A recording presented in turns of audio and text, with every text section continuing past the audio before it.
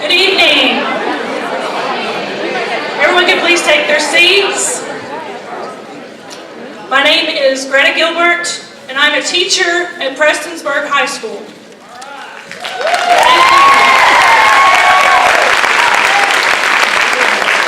After having rallies in Prestonsburg and in Frankfort, I wanted to plan this for our community to come together. We all need to know exactly what is in the recent legislation passed, and we want our students, parents, school employees, and community members to ask questions and learn more about how this affects every one of us. I want to say a big thank you to the Mountain Arts Center and the City of Prestonsburg for their support in this rally. It's awesome to have the perfect setting for this informational town hall meeting. And we have many in the audience from all over Eastern Kentucky, but the group that put this together is Floyd County teachers. And if they are here, can they stand so that we can recognize them? Our committee of teachers.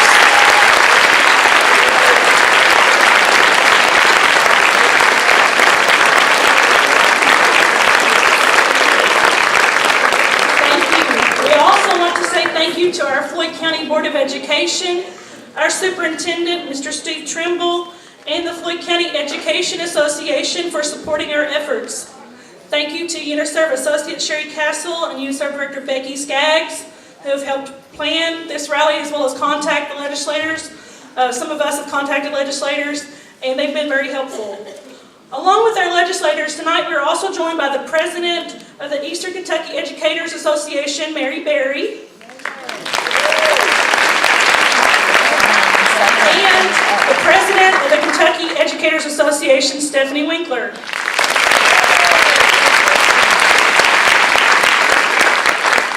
And we are live on Facebook. Walter Ord is making this a live video, so just so you know that. And please welcome Rich Mullins, who is the Associate Executive Director for Affiliate Relations for KEA, who will introduce our guests and moderate our questions. Thank you.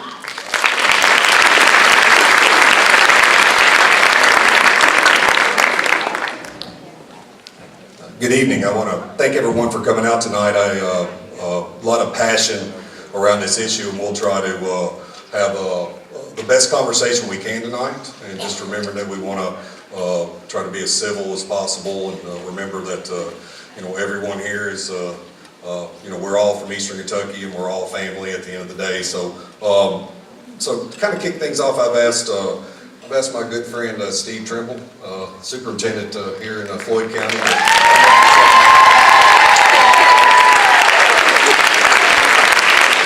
I've asked Steve if he wouldn't mind just lead us in a little prayer here before we get started.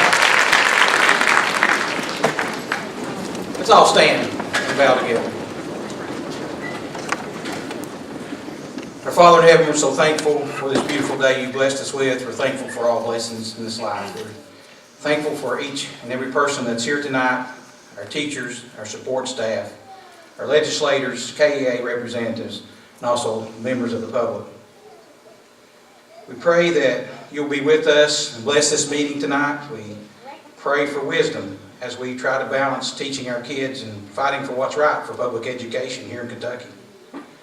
We're thankful for our local legislators. We're thankful for them for standing up for us and standing up for the kids in the whole state of Kentucky. And we're just so thankful for them and the ones that we have here in our region and what they've done for us so far. We pray for all of us that have the greatest job in the world, and that's educating kids, and our greatest resource in this community, in this country, this state. Again, we pray that you'll be with all the legislators throughout the state of Kentucky as they come together on Friday and Saturday.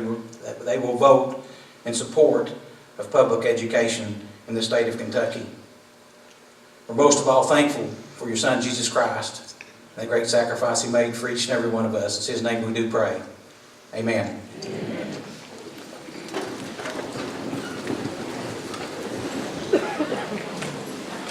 And just real quick, I've had a lot of people asking questions. Our members in the public asking questions about what can I do, what are some of the things I can do to get involved.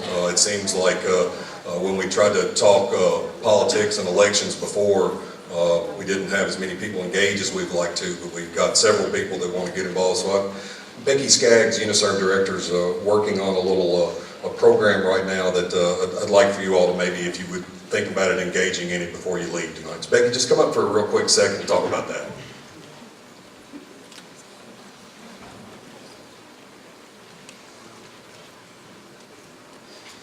Good evening. I'm going to have to give credit for this idea to Pikeville Independent President Laura Cooley. I don't know if she's here, but thank you, Laura. It's called the 3 and Me Pledge. And what we've talked about through a lot of the legislative session is that we will remember in November. Well, we're going to remember the legislators who worked for us and supported us and fought hard and spoke on the floor and defended us. But we're also going to remember those who fought against us and did not support public education.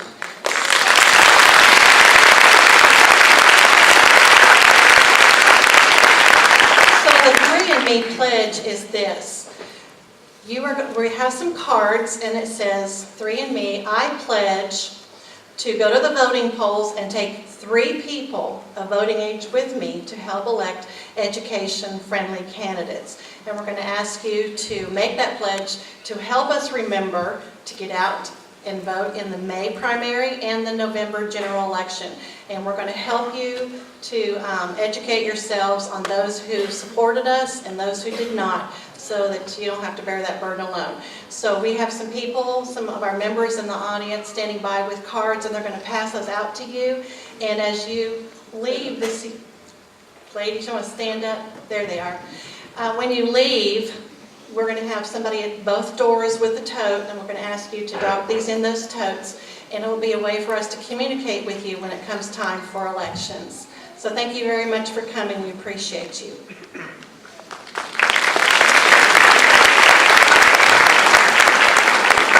So let's talk a little bit about the format for tonight.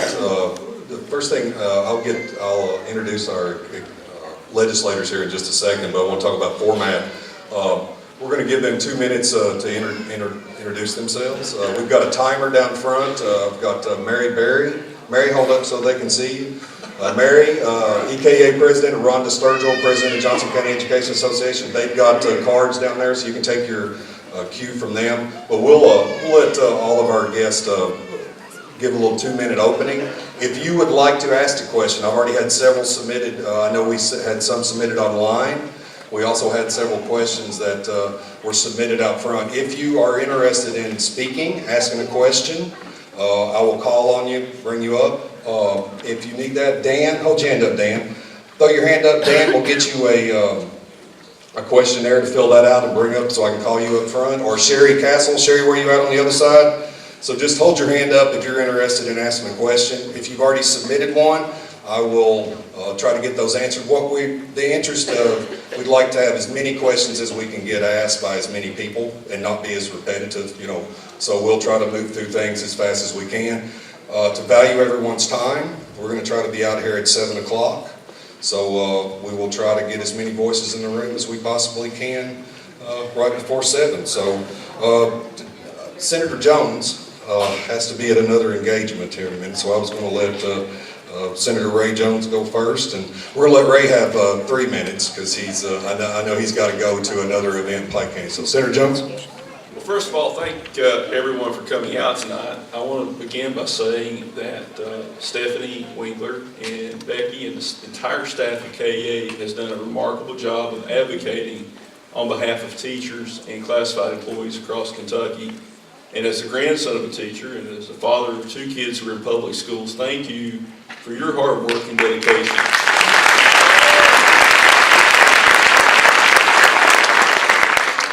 I often say that KEA is, in many cases, the only voice, and from time to time people will say, what about other groups? Well, one other group that tries to compete with KEA in 18 years in the Senate, I've never had anyone from their office come to my office until this year, so KEA does a remarkable job. And let me say that I am very proud to have voted no on the sewage bill, Senate Bill 151.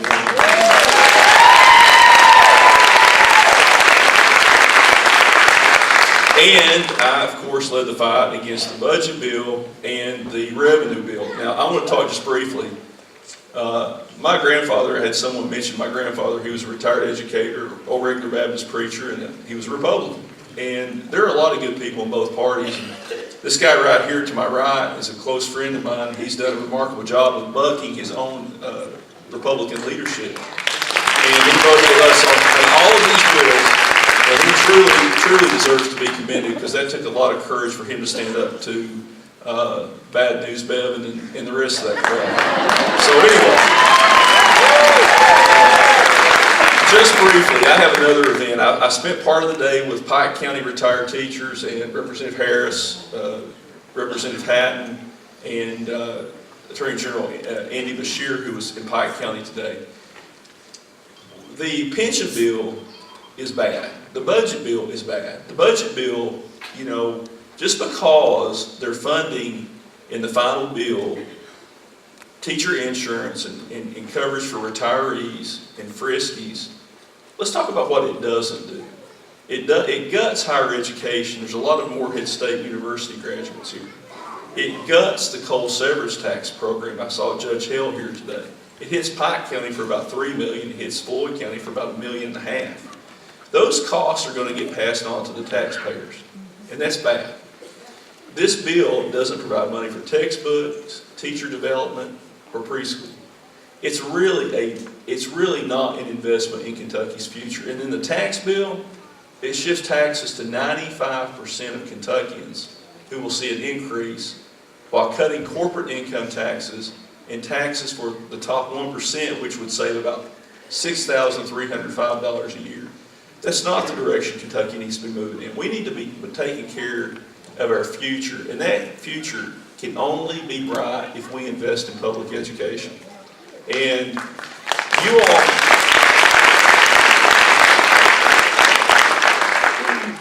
you all will have an opportunity in November to try to set the record straight, to try to turn around this trend of destroying public education in Kentucky.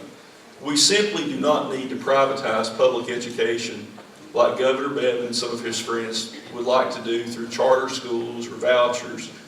And you know, his perspective is different. You know, this is a man who grew up in New Hampshire, who's only lived in Kentucky for about 20 years or so, who lives in a house that costs more than most teachers would earn in a lifetime. His perspective is much different than mine, who, you know, I spent most of my time growing up in the house of a school teacher grandfather.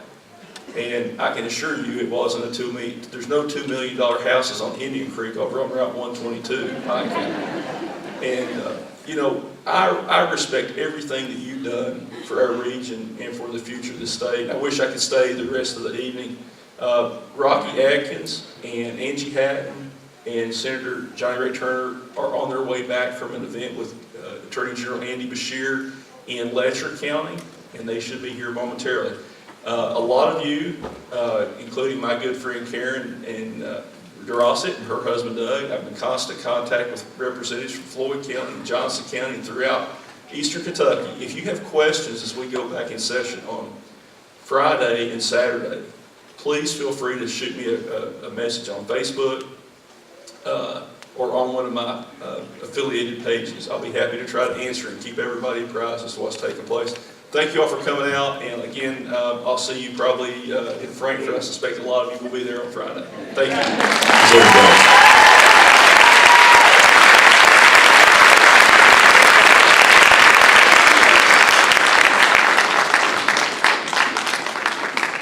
Senator Brandon Smith. Brandon, you want to say a few words?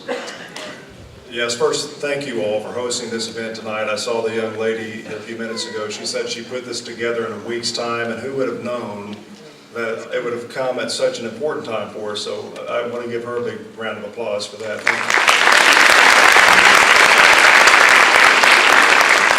And also, as Ray said, the staff at KEA, Stephanie's been amazing. I don't know when you sleep. God bless you. You've been in every meeting that I've been in, on top of all the other ones you've got going on. At a moment's notice, we give you a call, and you're willing to come meet with us. So the hard work that you've done and your staff and all those in Frankfurt has not gone unnoticed. Thank you all very much. Let's give you, please.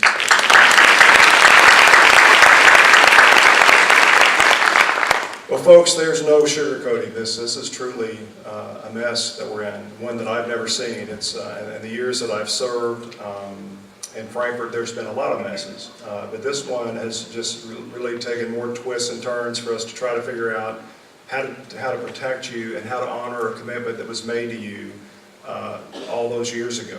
And I think that most of us in the General Assembly in either chamber feel that there's a promise has been made and there's the willingness to take tough votes to protect it. There's a difference of opinion between some of the chambers and members of how the best way to do that. You've seen where I've been. I've literally taken the heat for voting no on the budget bill, the pension bill, the tax bill, over and over again, hoping to bring a voice of reason into this argument. You know, I grew up with my grandparents, and my grandmother was a real big Isaiah fan. Her thing was, "Come, my brother, let us reason together." And that only works if the other person at the table is willing to reason with you. And that's what's missing from this argument. This thing has been micromanaged, it's been in small meetings, so many people have been left out of the equation, so many of us in the Senate have not been in the rooms when these decisions have been made, and yet we're expected to come out and support and vote for these things, and it's just not going to happen. The stakes are too high. You all swing in the balance, so I will tell you that there's a lot of us fighting for you. We're going to continue to fight for you. I hope you come down on Friday. I hope that you're being treated well while you're there. I know we've tried to bring as many people in to use my office to make sure that you've had things that you need, whether it's coffee or water, just a place to sit when you're standing out in the hallways, but that's one of the things that I insist on, that you guys are respected while you're there, that you know that you're welcome there and that you're wanted. So please, if you're there on Friday and you're needing something and you see me or call me, just let me know. Thank you all for what you've done. Thank you for the kindness, and most of all, the groups that I've seen in Frankfurt have been so well-mannered. You're all ambassadors from the mountains, just like me. You're from here, and how we act when we get to Frankfurt is very important. I know there's been a lot of stuff said, but I think you handled yourself well. I followed a lot of the Facebook posts that people put on there, and I will tell you, I think they're thoughtful, they make a lot of sense, and they're much appreciated. So thanks for hosting this event this evening. I look forward to the questions, and most of all, I want to make sure you know we're committed to you, that we're going to be at those tables that you can't get to, and if the doors are shut and we're in there, we're going to be fighting for you, and I think that's what you all need to hear right now. I need to know that's going on. So thank each and every one of you.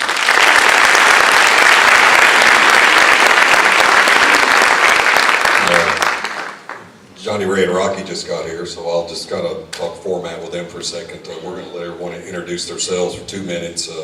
Mary and Rhonda are timing down front. Johnny Ray, we'll let you go for a second. Senator Turner.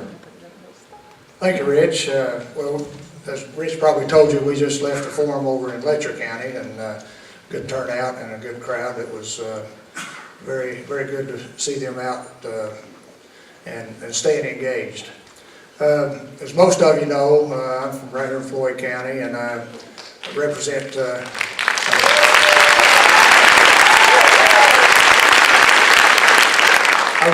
29th district, which is Floyd, Knott, Letcher, and Harlan counties. And you know, I've been an educator. I've taught in school system, public education for 28 years, and I coached basketball for most of that time. And I'm the only person in the Kentucky Senate that has taught school. And, you know,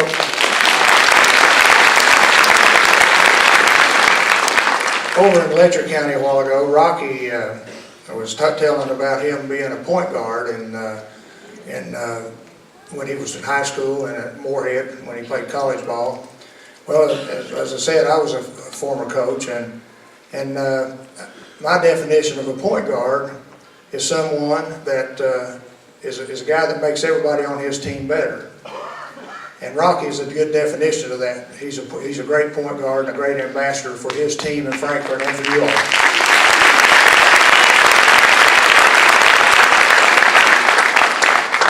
And, you know, you have to have teamwork, and, you know, we've got a pretty good team in Frankfurt. You know, I really appreciate what you all have been out doing and working hard for what you believe in. And I truly believe that it's the right thing, and I think that we've done a really good job, and it's because of what you all have been out there supporting us and showing us what you believe in, and I think you've done an outstanding job, a yeoman's job of expressing your concerns about what's been going on. I told back when the governor's budget first started, or the governor's PFM group proposal, we had a meeting in Frankfurt, a discussion about, and the PFM group came to talk to us about that. And they told us everything as they were going through it, and piece by piece. This was back in, well, it's been 3 or 4 months ago. And when they were talking about it, they said that they were talking, as they went through it, I thought, I cringed every time that they said something. And so I was impelled to ask a question. What if we pass, let's play the what if game, what if we pass everything that you're proposing to do? And what if we pass that? What happens if we have a mass exodus of teachers, state employees, firefighters, and state policemen? And I didn't get an answer. They hum-hawed around and went to other things. And as they were getting ready to leave, one of my colleagues in the Senate said, Senator Turner, did you get your questions answered? And I said, no. And they continued to walk on out the door. So they knew that it would devastate the pension system. And so they went on out, and then I tell people, I've gotten a lot of emails and text messages from you all and people around my district. And I tell them all the time, and they're confused about what's going on. They're very confused. And I want to tell you a little bit. Most of you probably know what the process is, but the governor starts out with a budget, and then when the budget, that's what we're talking about, the budget now. But when he starts out with a budget, he makes his budget, then it goes to the House. The House of Representatives goes through it and makes changes, the things that they think that they don't like about the governor's budget and what they like. Then it goes to the Senate, and the Senate makes their changes. And this year, unfortunately, the minority caucus wasn't involved in it very much. So when they make those changes, then the changes go to the Free Conference Committee, and when the Free Conference Committee gets together, they make some more changes. So that's what's so confusing about it. There's always changes, and it's always a moving target. And it's kind of like when you've got a circle, you put your kids in the classroom in a circle, and you start a rumor or start a tale, and by the time it gets back, it's all changed. Well, that's kind of what's happened here. And because you all are engaged now, you're engaged and you're interested. It concerns you, and it concerns your families, and you're engaged now, and that's why it's important that you stay that way. Because what it starts out may not be what the end product is. And so stay engaged, stay involved, and I think what you're doing, and I think being here tonight shows that you're still active and you're still engaged, and that's what we need. We need you to be engaged. I come from a family of educators. I had 4 aunts that were teachers, an uncle that was a teacher, my mom was a teacher, my daughter Melissa here is a teacher here in Floyd County. So I'm very proud of my profession. I'm really proud of you all for standing up for what you believe in, and just keep up the good work. Thank you.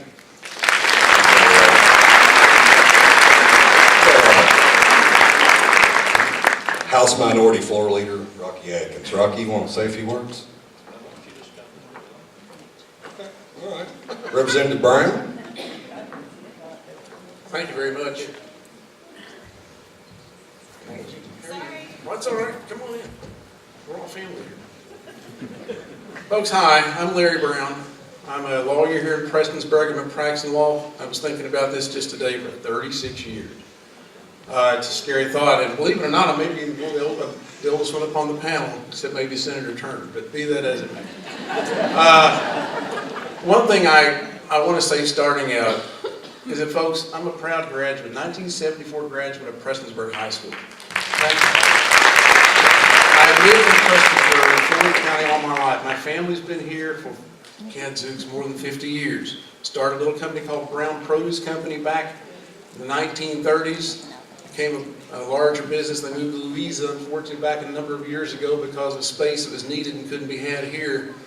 but their roots run deep here because this is where I'm from, this is where my family's from, and this is where I plan to stay and die.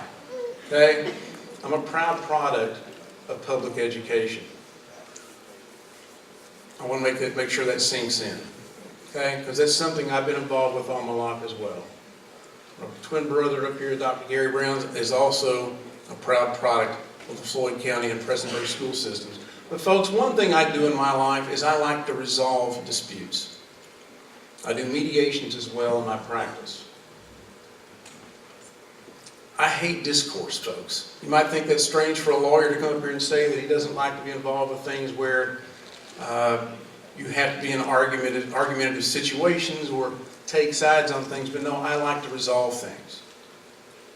Many times in the House floor of this session, I'm sitting and listening, observing, absorbing. I'm the newest kid on the block down there, one of them. You all know that. And there's a learning curve there. But I want you to understand something. My roots run deep back here in Eastern Kentucky. Now, while I may be a Republican and a conservative at that, I'm a conservative first. That's what I'll tell people. But I have voted in the past against charter schools in support of public education. As a matter of fact, when we had that vote last year, we have a chance to explain our votes. I looked out there and said, I wanted to be recognized for that because I said, I voted no for charter schools. But what I was really meaning was I was voting yes in support of Floyd County's school system because of the improvements that have been made. I remember back as a child, it was kind of, when you tell people you're from Prestonsburg or Floyd County, you kind of drop your head because people look at us that way. And I'm thrilled to know with the teachers, the principals, and the administration we have in the Floyd County Board of Education, we can now hold our head up high and say that we're proud products of the school system. And I applaud you all for that. Okay? I want you to know that I've got your back down there when it comes to the votes. I voted against the pension bill as well. I was one of the first ones that came out last November against the pension bill because I didn't like what was in there. I said in Senate Bill 1, I would not support it in its current position and what it said. And I held to that, and I didn't vote for it. I didn't like the way Senate Bill 151 was done either. I know there was a lot of things said about it, but I didn't like the process because it wasn't transparent as far as I was concerned. So folks, I welcome you all here as well. As some of the people here might know, just a real quick background. When I've been on this stage before, I've been usually holding a mic and singing with 3 other guys here in our quartet that I love doing more than anything else in the world. But folks, I don't want to be a part of a problem, I want to be a part of a solution. Because we're right now needing solutions in Frankfort. And I'm not for what the governor has done here, okay? I want to make sure you all understand that right now. Thank you. Thank you, Representative Brown. We've been joined by Representative Hatton. Angie, we're doing 2-minute intros, and we'll just kind of go down the line and turn it over to you. Mary and Rhonda up front are the timers there. Hi guys. I apologize for being a little late. This is actually my 5th event today. And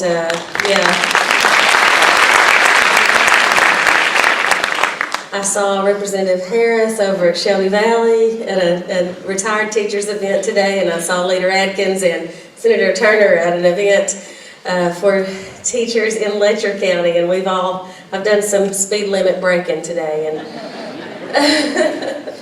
not too bad, a couple miles over. But you teachers are keeping me busy, that's for sure, and I could not be happier. I could not love that job any more than I do. I am a very proud product of public education. My kids are in public schools. I'm on site-based council for my kids' school for the 5th year in a row. And I'll just say, while we're on the subject of site-based, that I have been part of hiring decisions where we don't have enough qualified teachers even apply to be able to fill positions, and we have to hire unqualified people and get them qualified by the end of the semester, either by subject or by grade level. And I know that we have to take care of the pensions for our future teachers because we're already experiencing a shortage. So.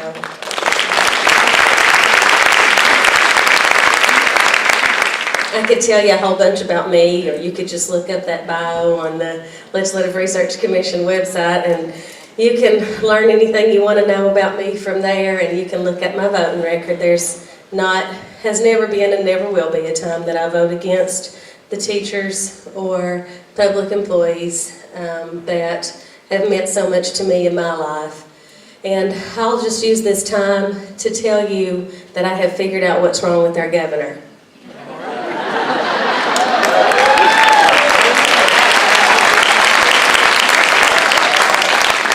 You want to know? Yeah. He didn't go to public school.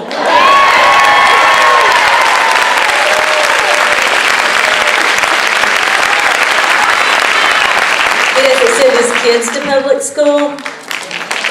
And what's worse, he ain't from Kentucky.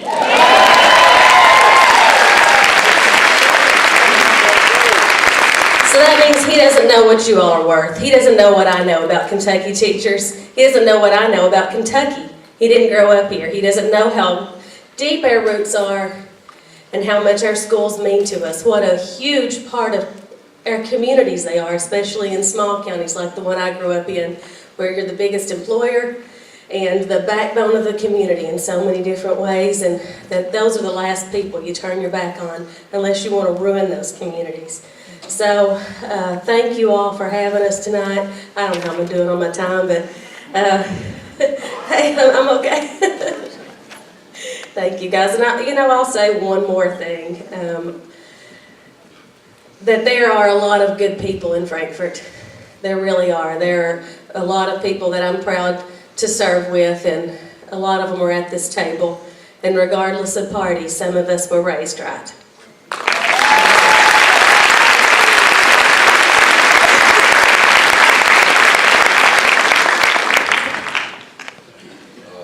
Chris, Representative Harris, you want to say a few words?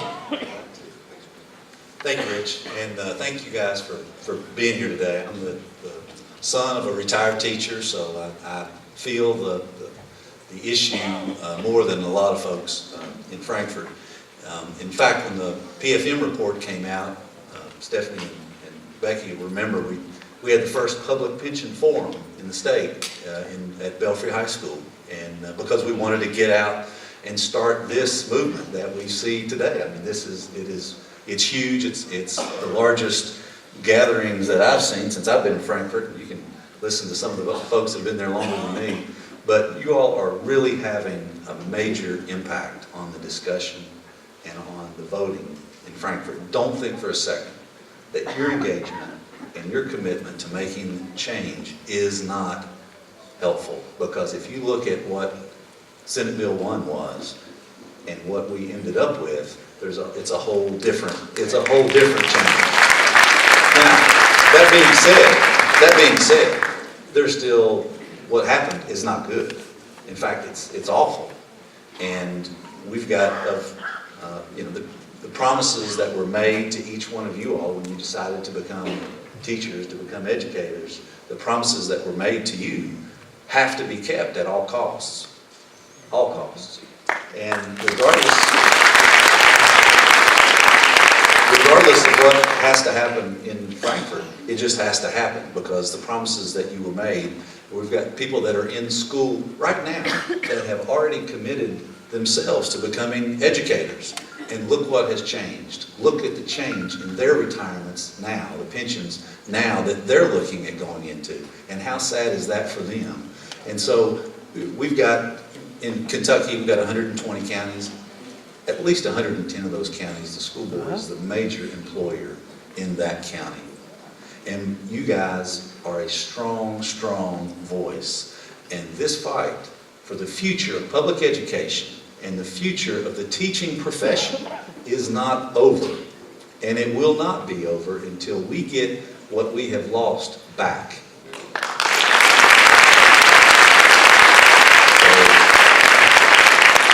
Thank you all. It's an honor to fight, not for you, but fight with you for the future of public education.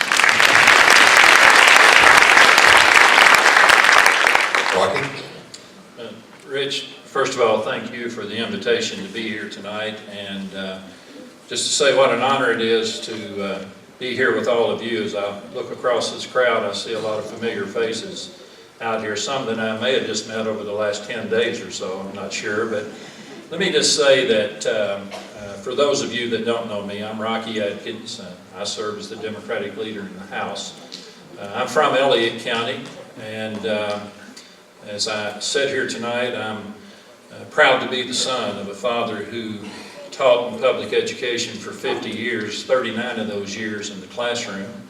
And I'm also proud to sit here tonight and tell you that I'm a former teacher myself that's been in the classroom where you've been and understand what it is to be in that classroom, shaping and molding our most precious resource, our children. Let me next say what, thank you all. Let me just say that I am so appreciative of the energy that you have produced all across Kentucky. Kentucky's energized in a way that I have never seen, all the way from Pikeville to Paducah, and all the way from right here in Prestonsburg to Paducah. And it's energized that, in a way that has been a strong voice for public employees and public education, which is really the future of public education at debate here in the Commonwealth of Kentucky, and you're at the center of that, you're at the core of that. And I want you to know that you're making a difference, as Chris said. You're making a difference by having your voices there on a daily basis, not only in Frankfort, but let me tell you where you've made the difference. You've made the difference on the ground and in the trenches right here at home, looking at those like me saying, hey, this is important to me. And here's the deal. Either you're for me or you're against me. And you all have done an exceptional job.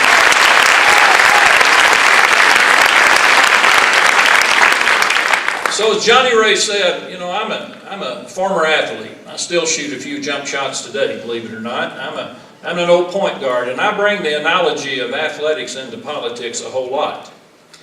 And I just want to tell you here tonight, it's about time, and I'm glad to see, finally, people who are being impacted by what's going on in Frankfort, Kentucky, getting off the sidelines and getting in the game. Thank you all for doing that.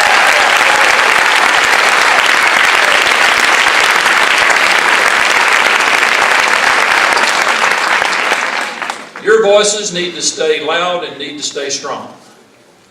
You need to stand up for your profession. I'm going to tell you something. You're honorable people in an honorable profession. Thank you for what you do for the little children that come in your classroom every day. I know of no more honorable profession than school teachers. You are informed. You are intelligent. You are respected. You're not temper tantrums. You know what's going on a daily basis. And to see you involved in this process to help make a difference for the future of public education is so important today, and it will be in the future as well. Being an Eastern Kentuckian myself, and I'm proud to be from the hills and the mountains of Eastern Kentucky, and I say that every opportunity I get with pride. And I know you do too. But if we're going to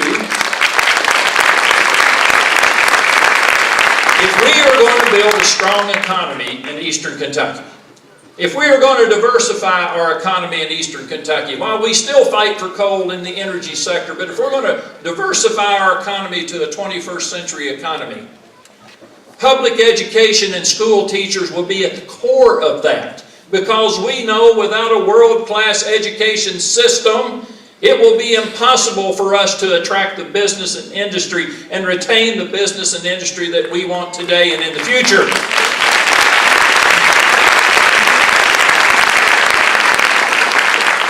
So let me just say this.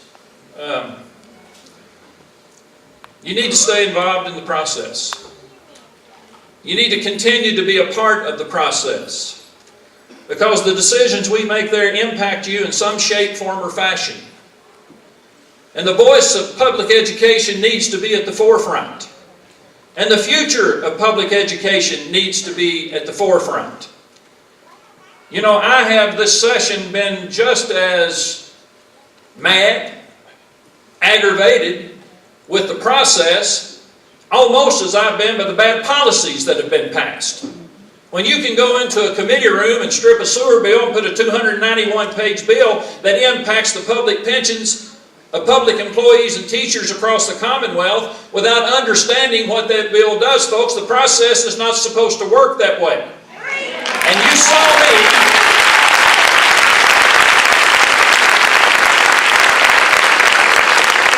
And you saw me more than likely read the statute that said you can't move that bill out of this committee unless you have an actuarial impact statement with that bill. But the bill came out of committee and it went to the House floor, and you know I'd done the same thing. I challenged the ruling of the Speaker. And the Speaker overruled me. I was trying to keep the bill off the floor. And when the Speaker overruled me, I'd done something that I've never done in my 31 career in the House of Representatives. I challenged the ruling of the Speaker to try to keep that bill off the floor. We were not able to do that. And it is sad that I report to you here tonight. It's sad that I report to you here tonight a wrong that has been done. The governor signed that pension bill and delivered it down to the Secretary of State about 30 minutes ago. I can promise you this, the Attorney General will file suit, and the House Democrats and the Senate Democrats will join in with that lawsuit.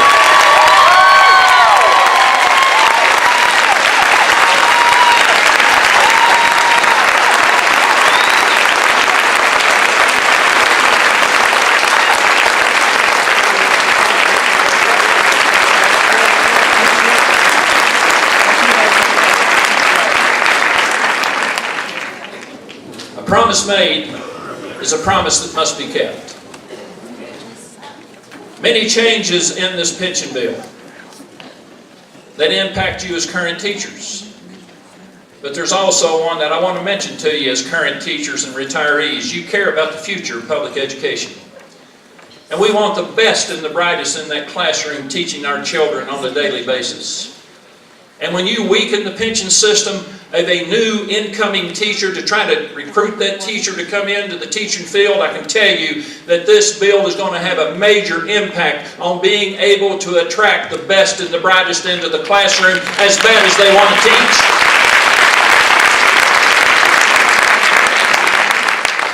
And I'll just tell you this. The process has been almost as bad, if not as bad, as the policy. We fought hard against a revenue bill that gives tax breaks to the wealthy and the corporations and lays a tax right on the working middle class and the poor. It lays a tax on your pension when you retire down to $31,000 instead of $41,000 being exempt. And folks, let me tell you something. If we're going to raise revenue in the Commonwealth of Kentucky, let's do it right. Let's do it fair, and let's put it the way it ought to be in tax reform the way it should be. So in closing, just let me say this. This fight's worth fighting. This fight is about the future of public education in the Commonwealth of Kentucky. Thank you all for having me.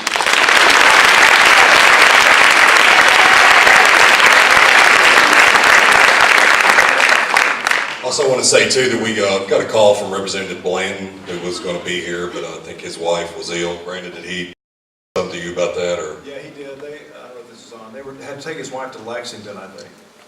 So I want to make sure to tell you that John says he sends his support. His voting record's been with us, but I told him tonight he needed to take care of stuff at home, but he wanted to let you all know he was thinking about you and that he's committed to the fight.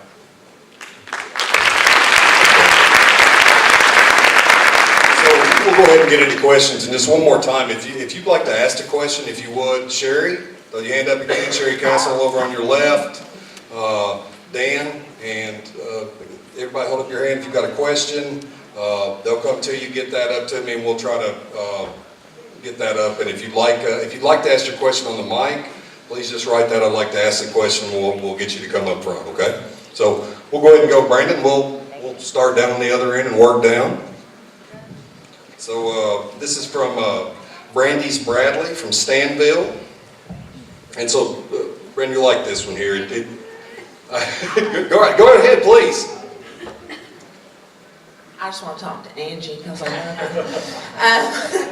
No, it just seems to me that public education is being undercut and undermined as a means to push forward the charter school agenda. What I want to know is that true? And if so, why? What are the motivations behind that? Like, who stands to benefit from this charter school agenda? Is somebody somewhere getting rich off of charter schools? Why are we willing to undercut and undermine our public education for this purpose?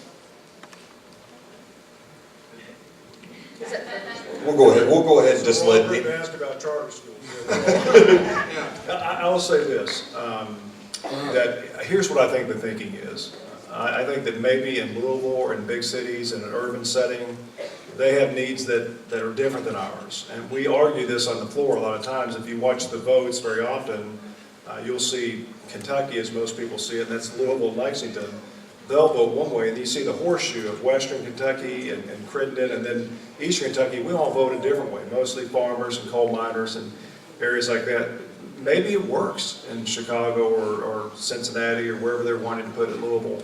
But in rural areas where we can't even fund our schools to where they need to be funded and where you perform, I just couldn't see voting for anything that's going to strip money away in a competitive sense to create something that our schools are already doing right now, and they're underfunded. So I think most of us up there with our voting records feel the same way, but I think that's what they're pushing. Maybe they were seeing numbers in the cities that we're not seeing here. That's the only thing I can explain for why they keep pushing it so hard.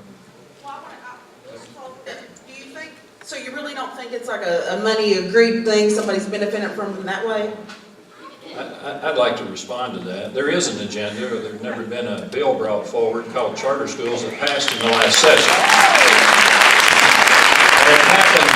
And it happens to be a bill that allows private for-profit corporations to be able to run these charter schools. The past session and this session, there's lobbyists there lobbying for charter schools, out-of-state, private for-profit corporations. And yes, it is for-profit. Here's the deal. There's over $3 billion each year in this budget that goes to the SEEP formula. That basically goes in, that follows the child to your school, and that's what every day that child has almost $3,900, whatever it is, dollars that follows that child to school. If a charter school is passed and it's approved, of course, if the local board turns it down, it's appealed to the State Board of Education. Who appoints them? Here's all I'm saying. If they approve it, then they got 100 children, they say, they're going to charter school. Well, that money, that public education money, goes right out of that public education classroom, follows that child to that charter school that can be run by a private for-profit corporation. Now, down in Sandy Hook, where I was raised, $3.345 billion is a lot of money. And if you got that much money following a child to that school, then pretty soon you see if you get a 10% cut or a 15% cut out of $3.3 billion, then you better believe there's an agenda. Now here's the other problem. The research I have done has shown me that charter schools in most states have not been successful. Matter of fact, they failed. So there is no question. I mean, you got a bill down there in the Senate right now, House Bill 6, that's got an amendment hung on it right now from Damon Thayer that basically gives tax breaks for children, for people to send their child to a private school, which technically is heading toward vouchers. I mean, we know that. So there is an agenda, and it is a money game. People don't send lobbyists down there for the fun of it. They send lobbyists down there to try to get a piece of the pie, okay? Now, don't get me wrong. These people are there. They're professional people, but they're there for a reason, to represent a client. And the clients that they're representing are charter school folks that run charter schools, and you can better believe it, the way this bill's set up, the public education dollars in that child's classroom that you teach in, if a charter school started here in Floyd County, and don't believe this stuff, oh, one could never happen in rural Kentucky. Give me a break, folks. Give me a break. It can only happen in Jefferson. Well, let me tell you something. In our caucus, every legislator in Jefferson County, in our caucus, every legislator in Fayette County voted against the charter school bill. Every one of them. Every one of them did. So, y'all can probably tell I still got my game face on. Y'all can probably tell I'm still a little wired up, okay? And I apologize for that. I can't help it. It's game time. It's game time. I used to tell Johnny Ray, put me in, coach, I'm ready to play. Let's go. There is an agenda. Charter school legislation would never come. As a matter of fact, you remember the revenue bill that the Senate sent back over to the House actually had charter school funding language that was basically in that bill. So there is an agenda. There is an attempt. There is an attempt. There's no question. And it's a money game with public education dollars that basically follow that child to be able to pay that private for-profit corporation that runs those charter schools. I didn't think it was so virtuous, so I'm glad you clarified that. I'm proud to be a county girl, Floyd County. So, Representative, I think Representative had something to say about charter schools, and, then we'll just move on to another subject, okay? Go ahead. Thanks. I wanted to respond to my friend Brandis. Glad to see you here, and so many other friendly faces that I have met, and I have never hugged so many thugs in my life. But in response to the question about whether someone stands to make money off of this, I think Senator Smith and Leader Adkins are exactly right, and that if you want to see what the motivation was, you have to look at the overall picture of the sorts of bills that we've been passing over the past 2 years. And what you'll see is that we have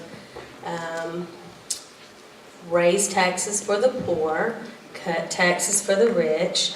We have moved to privatize our pensions. We've moved to privatize our schools.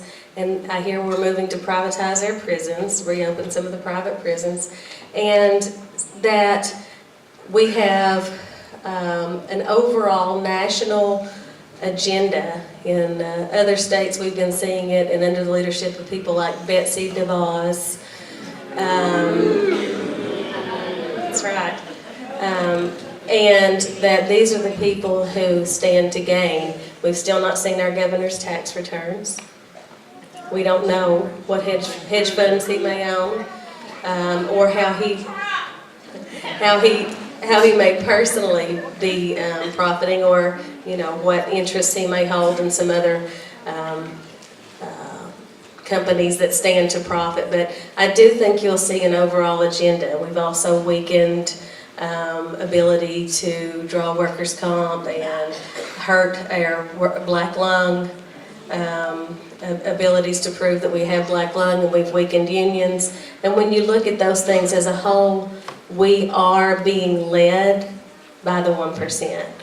The dark money that's come in from out of state is trying to take over Kentucky. And that's why we're making national news. We're on CNN. I was quoted in the Washington Post last week. They're paying attention because they see us going down the road that other states have been led down. And we've seen the results in those other states.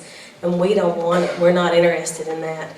And I'm hoping that with the woke bunch that I'm looking at right now and have been seeing 12,000 strong in Frankfurt, that we realize that, and that our politicians are starting to realize that when you listen to the 1%, they may have more money, but they only have 1% of the votes.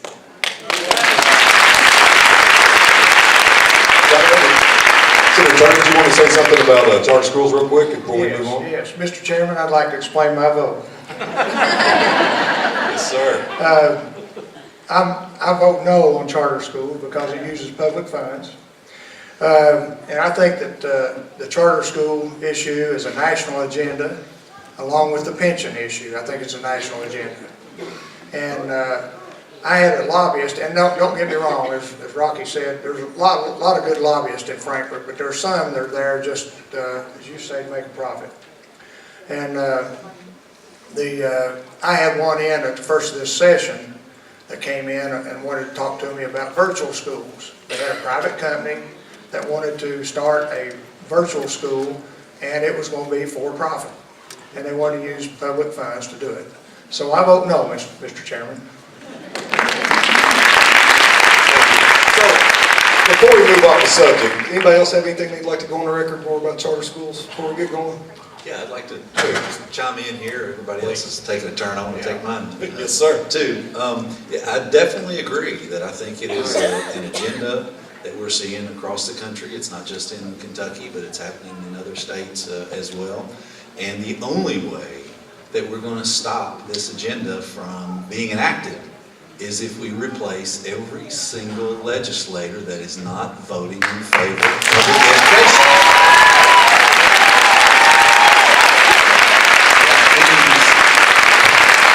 That means in the House of Representatives, that means in the Senate, and that means in the governor's office, because they're the ones that make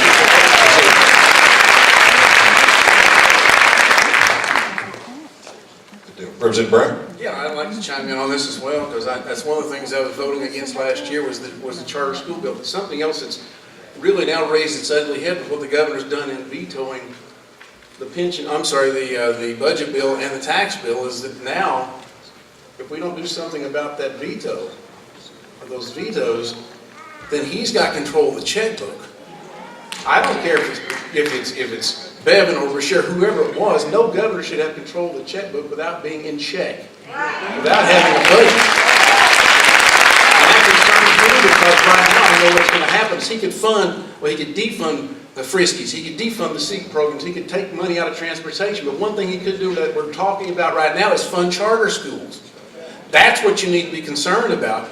And coming forth, if we don't override those vetoes, then that's something he can do. And I know it's not tasteful as far as the tax bill is concerned, but we've got to do something like that in order to make sure that he doesn't have free reign to sit there with a checkbook in his lap and start writing checks to whomever he wants to.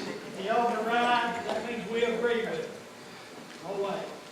So, we've got, Rocky, go right ahead. Well, I want to respond to that because I'm still waiting for my phone to ring as a Democratic leader in the House to come and sit down and see if we can have some dialogue in a bipartisan way to come with a tax reform bill that's fair to people, that spreads it across, and make sure that we have a tax reform piece of legislation in place that won't basically raise the tax on working poor and middle class, and also give tax breaks to corporations and to the wealthy. So we got to, I'm still waiting on my phone to call. I was on the conference committee and on the revenue, and I know all that's passed now, and I understand that, but this is a bipartisan issue, and we need bipartisan help. And we don't need a process that shuts anybody out of the process, especially you.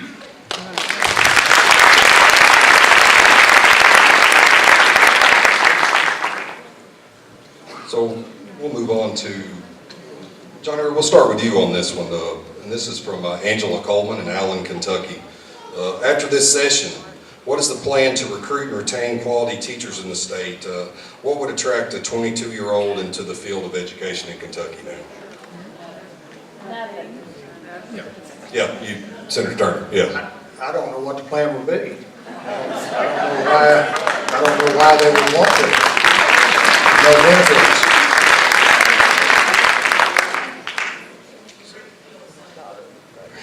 Repeal Senate Bill 151. Exactly. So I've got several questions here about this, so we'll talk about. We'll move on to this one. In the proposed budget, will state taxes now be taken out for retirees' monthly pension? If so, when will this begin, and what percentages will it be? And that is from Elisa Martin. We'll leave it open there. We'll go ahead and let Representative Hatton, if you don't care, next in line here. I didn't have time to read the bill. Fair enough. But I will take this time to say that what I think we could do to attract teachers in the future is for you all to truly remember in November and do what you promised, and give us a chance next session to fix this mess.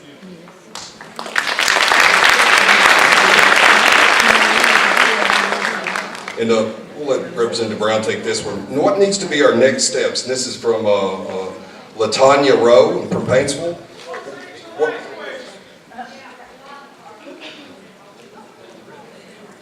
Was it going to so back to the last question is, in the proposed budget, what will state taxes be taken out of retirees' monthly pension? If so, when will this begin and what percentage will that be? It would actually not be in the budget bill, it would be in the revenue bill, 366. That bill had an emergency clause on it. That's the reason it required 51 votes. So an emergency clause means the minute it goes into, the minute it is passed by the legislature and either signed or becomes law without the governor's signature. So that bill has an emergency clause. If it went through the normal process, it would have went in effect immediately. Thank you.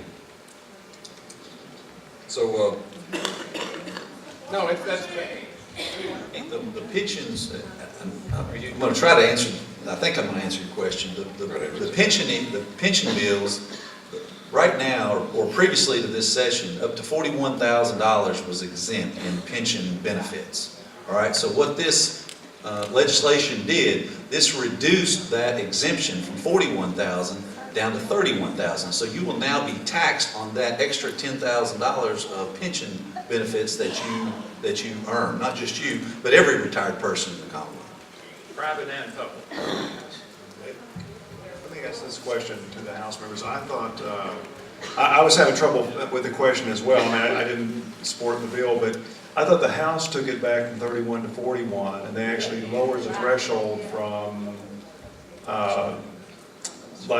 from 6 to 5. Is that not what happened? Is that what it is?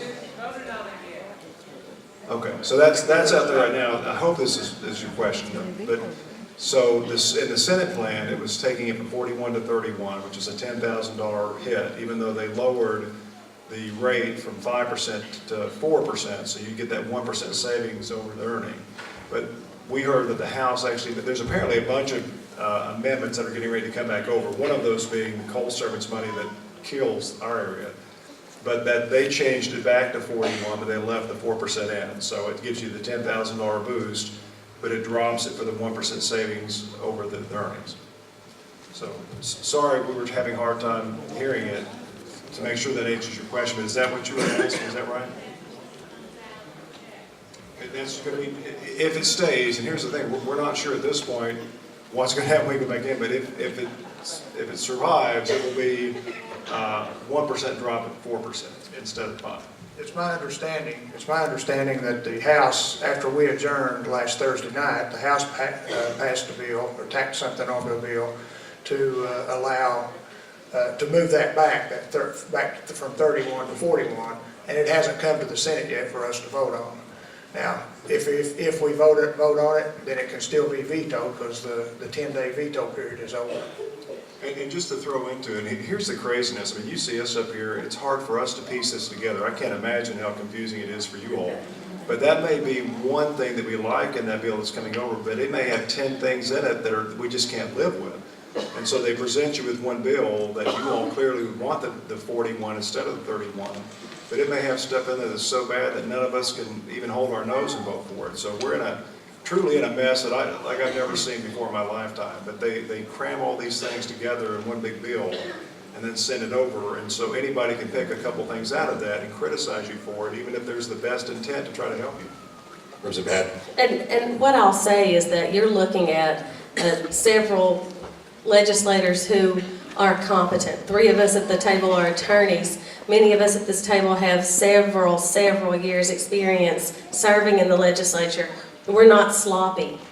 This is what happens. You get these kind of uncertain answers. We don't even know the answers to some of these questions when you slam things through at the last minute like this. We don't get committee hearings, we don't get to vet, we don't get to hear public input in committees, we don't get any kind of notice, and we don't even get to read the bills, and then this is what you get. We, a bunch of people that I would consider competent legislators, cannot even answer simple questions about the bill. And we saw the same thing on the floor when we were debating it. The sponsors of the bill couldn't answer simple questions like this. The people who sent this bill through in the manner it was sent through, I don't know if y'all still teach civics classes, but they would flunk your civics classes. That's not how government is supposed to work. And you deserve better answers than what you're getting to this question, sir. So I've got several questions here from several of you that are kind of the same thing, so I'll try to bundle those into one, and we'll just, Representative Brown, we'll kind of start with you and let anybody else jump in that wants to. So, what needs to be our next steps over the next few days? Are our rallies beneficial? Oh, absolutely. You should hear how you all sound up there in the chamber. It's amazing. We were carrying water down, the number of them that were down there as well, but it's so loud, and one thing I appreciate is passion. And that's one thing you all always have is passion about this. But yeah, I think the rallies like that are great. I mean, I enjoy it because it keeps people engaged. And you're definitely having an effect on what goes on down there as far as when we hear those things and realize that these are people we got to come home to and answer questions from. So no, keep it up. I think it's great. I think the dialogue is great, and I think it's like Representative Atkins said a few moments ago, put me in, coach, I'm ready to play. Hey, yeah, let's do that and keep it up, because I think that's what we need to hear down there. We appreciate your support. Thanks. Anybody else want to jump into that? I think we need to go ahead and start thinking about what is next, and let's start talking about our plans going forward. Because this session is just about over. We've got 2 days left, and there's not any new legislation that can be introduced at this point. But there will be another session, and there's an election, and there's plenty of things that we can do collectively together to move the needle in Kentucky. And there's particularly with this issue of future teachers. We have got to hold the line for the next generation of public educators.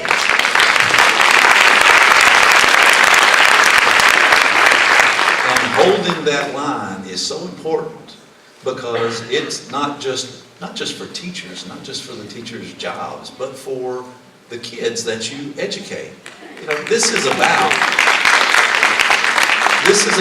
putting public education and private education on a level playing field in Kentucky.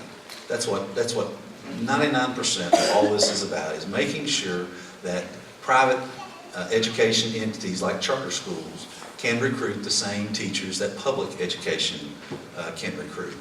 And we've got to hold the line for the next generation of public education. Because I can tell you that in my community, where I live, in Belfry, in Pike County, public education is crucial. It's crucial. It educated all my kids. It's the center of our community, our school is. And we've got to fight. This fight, as Rocky said, this fight is worth fighting. And we've got to stick together. And come next session, we've got to have something ready to go to make sure that those in charge, in leadership, in both House and Senate, understand that we are not going to sit back and let them slip some pension bill through that takes away from the future of public education in Kentucky.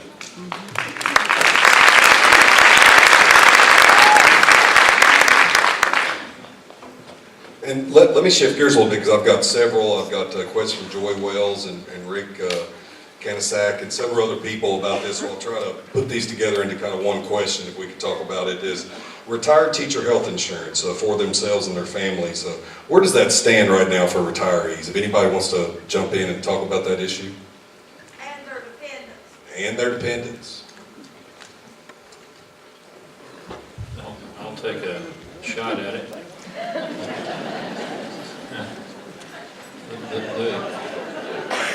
I think the budget bill that was passed out of the House actually had an appropriation in for the active teacher and the retiree, but it did not have money in for the dependent.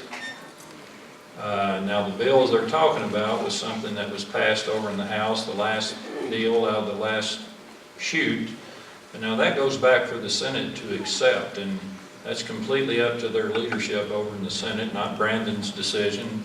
Brandon, I think you would agree with that. It's not Brandon's decision, it's the decision of leadership over in the Senate whether they accept the 31,000 being raised back to 41, or whether they accept putting money in for the dependent as well. Now, I do believe the money, and correct me here on the front row if I'm wrong, is coming out of the kind of the trust fund of teachers' retirement in the second year. So the first year would be basically money going back for active teachers to school districts, and then the second year would be trust fund money for both retirees and actives. I know I'm correct on that, but dependents were not included. What about, is it 197, Senate Bill 197? Is it, does that include, I think it has a subsidy for dependents?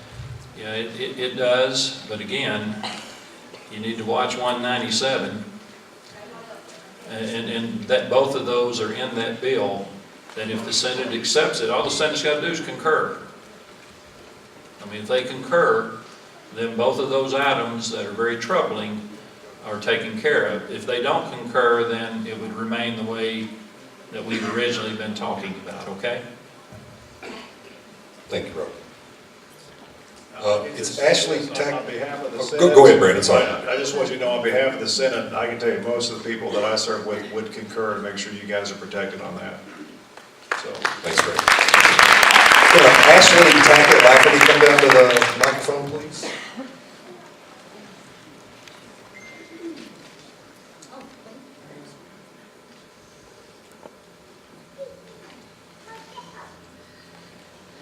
Hello. How are you all? My name is Ashley Tackett Lafferty, and as many of you know, I have been an attorney here in Prestonsburg for about 15 years. My father is a retired principal. My mother currently works in education here in Floyd County. I have 2 children who are currently educated in Floyd County and one on the way. Not on the way, but on the way. It won't be long. My father has worked for 30 years in education. He has done everything from drive a bus to coach to be a teacher and be a principal in this county. My mother has done the same, worked at family resource centers. I see the importance of our educators in Floyd County. I've grown up with it. My question is, how can a bill which deals with the life savings and investments of our educators be jammed through a session without and attached to a bill as a nearly 300-page amendment to a wastewater bill, no less, with no public testimony and no actuary analysis done? And now that the governor has signed that bill, now that apparently it has passed the floor and been signed by the governor, what can we do to help Andy Brashear in the lawsuit that he's going to file on behalf of the educators? Well, thank you for that. Let me say you're exactly right.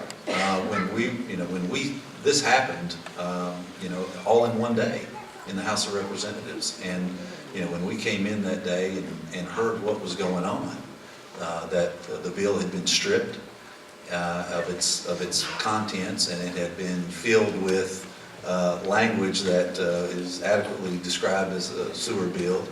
And that changed the lives of countless Kentuckians, the futures of countless Kentuckians. It was a travesty. It's not the way the process is supposed to work. It's not the way government is supposed to work. Anybody that takes civics in school understands that that's not the type of government that we need and that we deserve. So what can we do now? We could show our support for Attorney General Brashear publicly, talk to our friends about it, Engage on social media, engage in the newspaper, engage with your friends and your family, and make sure that everybody understands that this is a war on public education. And that this is a war, as Rocky said, this is a war that is worth fighting. And we've got to stick together. And this isn't going to solve overnight. You know, in West Virginia, this same type of thing happened. They went from a defined benefit plan to a defined contribution plan, and then they came back. It can happen, and it can happen in Kentucky.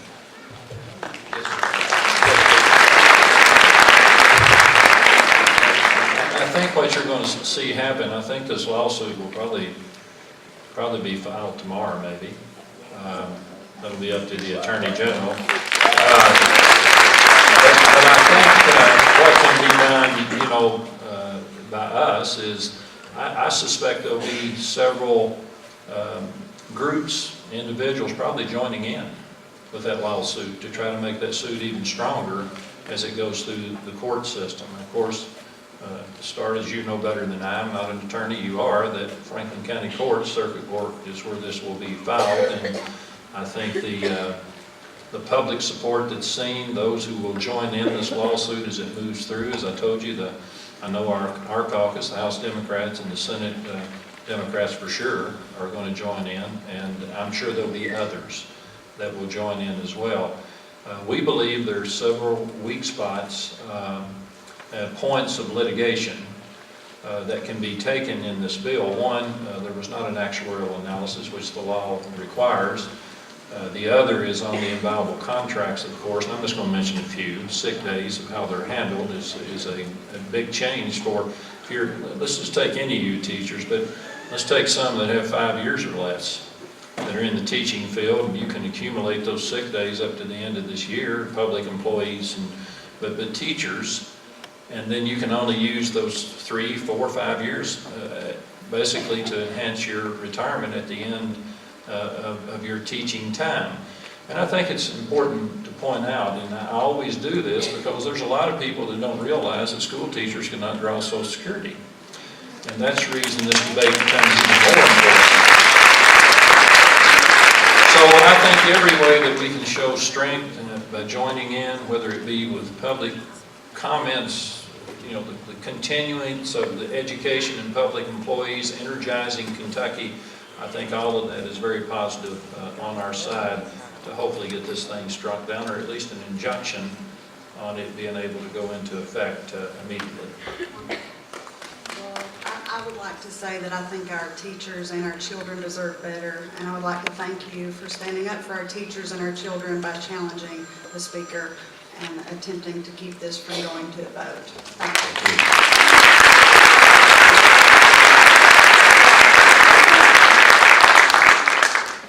So I've got several questions from Bobby Akers, Marcia Murray, and Meredith Campbell, along with several others, just to name a few around this. So I'll try to put all those together into one if I can. What funding sources are we going to use to make up the deficit? People have spoken about casino gambling, legalizing certain things, raising taxes on certain things. What is the position? What's your position around voting on some other additional revenue sources or ideas you have to create some additional revenue sources going forward? And Brandon, you want to start? Yeah, I think, we had a lot of meetings back in the fall as the pension crisis began to take shape in the form of a bill, and I told many of you then that I felt like we should be doing tax reform first, that we should get our checkbook in order before we tackle pension.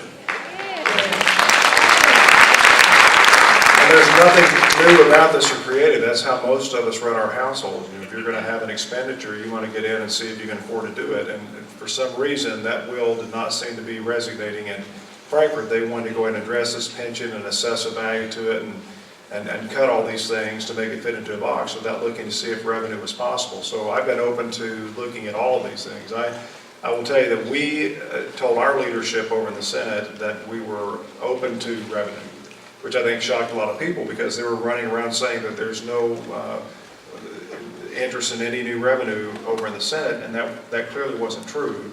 And we directed our Senate leadership that they could negotiate when they met with the House by looking at a 1% tax increase in the sales tax, which would have generated around $600 billion. But we were trying to put stuff on the table that was very simple, and nothing that was as creative as what we saw, because there wasn't enough time for people to get their mind around what was getting ready to happen. You all have seen this bill. I mean, goes from golf taxes to, taxes on getting a haircut. It just really got creative, and we were trying to keep it simple to get us through the crisis and then address the tax modernization that's been promised to us somewhere in the summer. So I think the will was there to look at that at all different aspects that could generate revenue and do so, thoughtfully and in a smart way, so we didn't actually spend money and then wind up losing overall. But this opportunity was denied. There were no meetings. There was no discussion where the members were brought in, no caucuses where we were asked, what do you think about it, or can we put together a committee that can actually start studying these numbers? And I think that describes what's happening here. There were so many of us at this table that were not in any of the rooms that these decisions were made, but when they brought it out there to us and dumped it on our desk, we were able to exercise the one power that you gave us, and that is the ability to say no, to stop it, to give it some accountability, to be some sort of voice of reason as this craziness began to ensue across the Capitol. And I will say about my colleagues up here, that's exactly what happened. I may have been powerless to stop the stuff going on in the room. I couldn't make them add me to the free conference committee, even though you all saw me there every day. And so while I wasn't on the dais with them, I sat there in the chairs just like you all did to make sure that I knew what was going on and that you all had somebody in that room. So when you text me and called me or Facebook me, I could tell you what I thought was happening. So you do have a lot of people in there that are willing to look at all kinds of ideas to try to find a solution that goes forward that has made Kentucky great. And I think there's tons of opportunities out there for us to do. Other states are doing it, so it's not a new idea. But it's going to take caucuses of all sides. It's going to take leadership that we've not known before to take Kentucky to this place that we want to go. And you are going to be a huge part, already have been a part of the historical note of what's happened in 2018 of how we got there. So thank you all for that. Thank you. Anybody else want to talk about additional revenue? Johnny Ray, anyone else? Things that should be on the table that maybe aren't right now? I know over the years there's been a casino bill come out almost every year that there's been a budget since I've been there. And I've generally been opposed to it, but I've made the statement comment this year that if the money that generated from it went toward the pension crisis, that I could vote for it. And we're doing casino. People are going across the borders right now, across the rivers now to gamble. If we put them on the border, across the borders where they're at now, that money that's going, I think it was $93 million a year coming from one casino for taxes across from Louisville, that one over across the river in Louisville. $93 million a year from one casino. So I think the projections are about 350 million from that. If they put them on the borders where they are now, I don't think it would change a whole lot because people go if they want to go. But and I know it's not popular with a lot of people, but if it was dedicated to that purpose, I could probably vote for it. Thank you, John.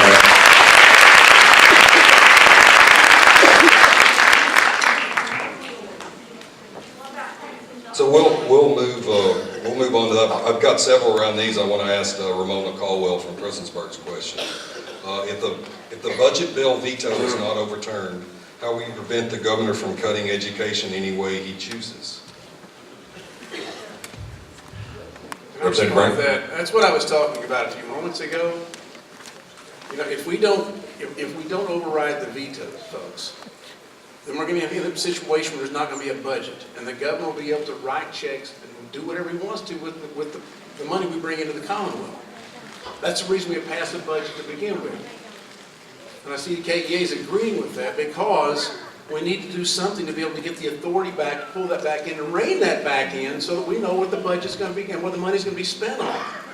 Right now, if that's a possibility, if we don't override the vetoes, you're going to be in a situation where you've got Frisky's funding that's going to be lost. You're going to have seat funding that's going to be cut. You have transportation expenses are going to be cut. And also the pensions will not be funded. This is the best funding bill we've had for years in getting the pensions funded, okay? That's what you all deserve. That's what we ran on, was a promise to you all to fund your pensions. You know one thing about a promise? Keep it, exactly right. You know, they say the pension is a promise, and I believe that. And I talk with people about that. Okay? I supported that. Because I said the R in front of my name doesn't stand so much for Republican as it means for representative. And that's what I wanted to be for you all, was up there talking about the fact that we need to support a promise. How easy is it? You know, people always say to take the hard vote on things in Frankfurt. You know, to be a leader sometimes you got to take a hard vote and do what's right in spite of the consequences. It's easy to walk away from something. We see that in failed marriages all the time. But it's hard sometimes to stay committed to what you intended and what you said you would do. That's what you all are entitled to as far as your pensions are concerned. That's the reason I voted against it. Sure, there's a lot of issues going on up there. A lot of bills got presented near the end of the session. There's a lot of clamor. People were running around like their hair's on fire sometimes. It's kind of a sight to see. But we've got to have a calming influence. We've got to sit down and think and work together. And even though we may be on different sides of the aisle here, folks, we're all from the mountains. We all represent you all here, and we're going to try to do the best we can for you all. Because we had to have the the budget bill funded to keep from happening what's going to happen now if we don't override the vetoes. So any governor can't have an open checkbook. That is what ought to scare you, especially as I said earlier, with what might happen to charter schools. That they could fund those. And we know we don't want those in Eastern Kentucky.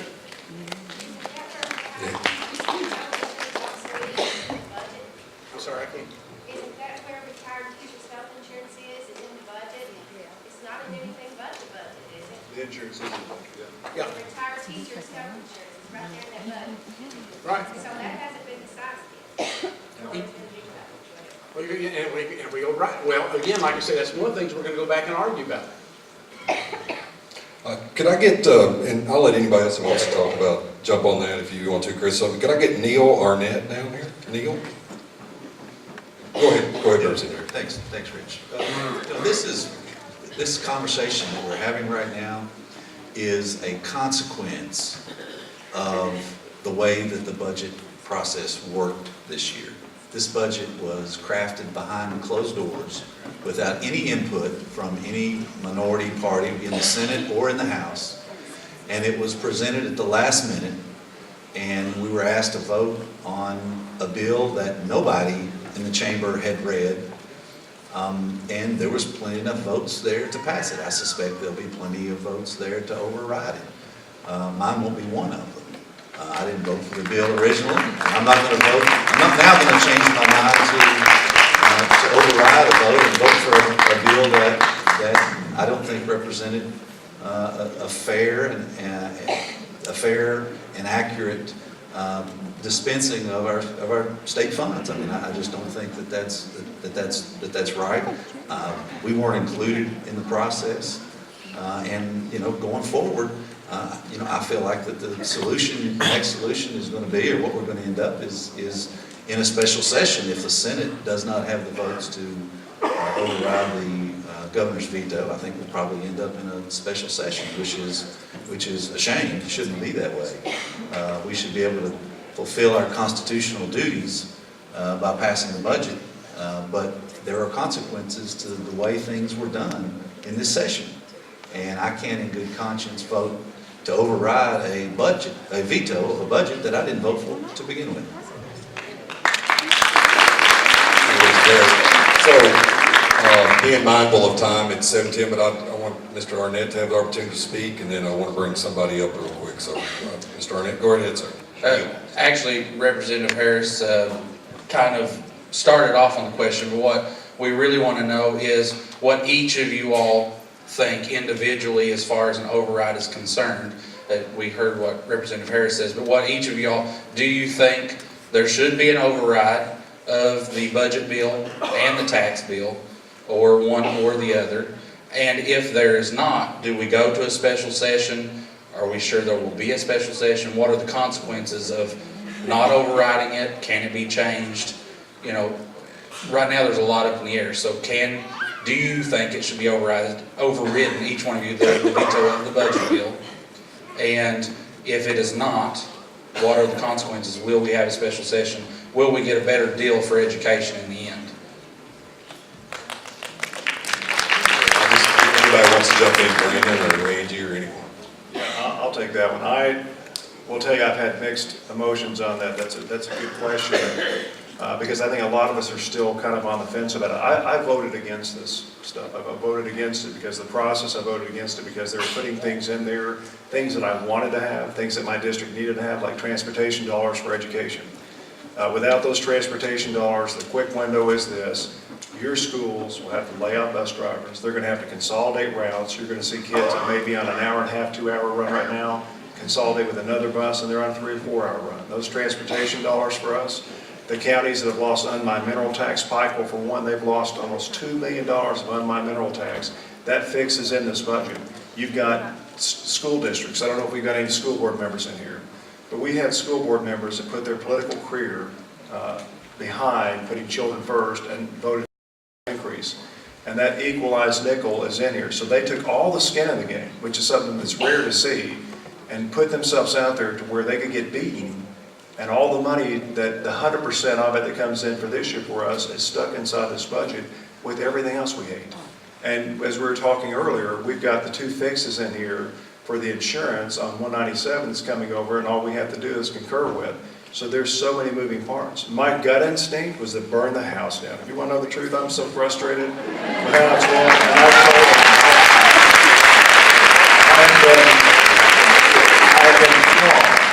I've worked really hard to stay calm through all this stuff in your business. You all know I've been trying to find a way forward, but I'm so frustrated.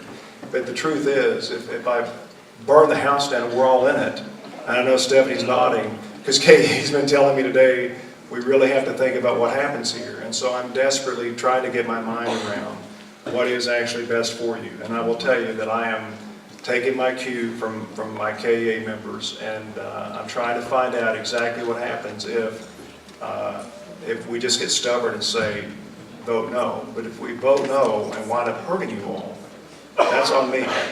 That's a decision you all don't have to make. You've done your part. You're here tonight, not because you want to be.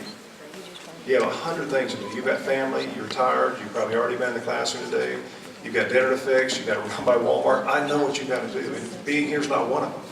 But we all are here because we asked you to support to put us here. So this is our job. And we'll have to make the decision in the end. And all I can tell you is right now I'm struggling with that. My gut instinct is very base in the sense that I'm mad. And you guys are mad too, I know. And I just want to get in there and just stick it to them. Let them see how it feels to be left out. Let them see how it feels to be talked to and treated like that. And now they need us. But if that means that I'm going to bring something down on you, and I'm going to hurt you, I'm going to hurt your pension, I'm going to hurt your family, I don't know that I'm willing to do it. So I wish I had a straight answer for you. But I'm uncertain what's going to happen on the veto override. I know if we don't do it, Representative Brown's 100% right. That leaves, it depends, here's the question. This is really what this comes down to, no matter what anybody else says. How much do you trust the governor if he gets to make all the decisions? Well then, listen, those are the only, we're out of options. There's no more plan B. There's nothing. There is one option in front of us. We either vote to override the veto and let it stand, or we stop and let him make the decisions for you. Because guys, there's 24 hours left. We'll probably go into it. And I'm curious in here because here you all will see, you get to see our records. That's actually one of the neatest things about it. You can look at my record and see that in the almost 20 years I've served, Johnny and I came in together. I've been with you not 10% of the time, or 5, or 50, but I've been with you 100% of the time, and you can look at the record and see that. But now tonight to ask you, well, we can see, how many of you in this room want us to let the governor decide on what's going to happen with you? Raise your hand if you're okay with that. How many of you in here want us to stop that scenario? Raise your hand. And don't raise your hand because you can't pass on this. That's the worst thing we do. So if you're one of those people that didn't raise your hand, I understand the conflict that you're personally into because you don't feel like you know enough about it. You're struggling. There's good things, there's bad things. But in the end, we're going to side with you. I think all of us wouldn't be here tonight. We've all got families, we've got stuff too. We're here tonight because this is probably the issue of our age. And I hear little ones, there's a little one over here that's been laughing and carrying on all night. God bless you for bringing it. That's what this is all about, isn't it? Let's give this lady a round of applause. I don't know who you are, sweetheart, but I can tell you, instead of staying home tonight, you decide to come and bring your baby with you, and God bless you. That's why all of us are in here tonight, is to make sure this little guy can stay here at home and get a good education and be raised here and feel strongly about the stuff we feel strongly about. But this is the decisions we've got to make. That's it. No matter what we talk about for the rest of the evening, we have to decide tonight whether we're going to override the veto and we take charge of what we know, what we've already seen in here, or we burn the house down and let him make the decisions for us, because there are no other options, guys. I know I've talked too long and I apologize for going over, but you can tell I'm so frustrated with it. I mean, I truly am, to be in the spot, and that's what makes me mad, is because other people put me here. Other people put you here. And so now we have to decide on how much more of our life are we going to let them have control over. I say none, but that's going to be up to you all.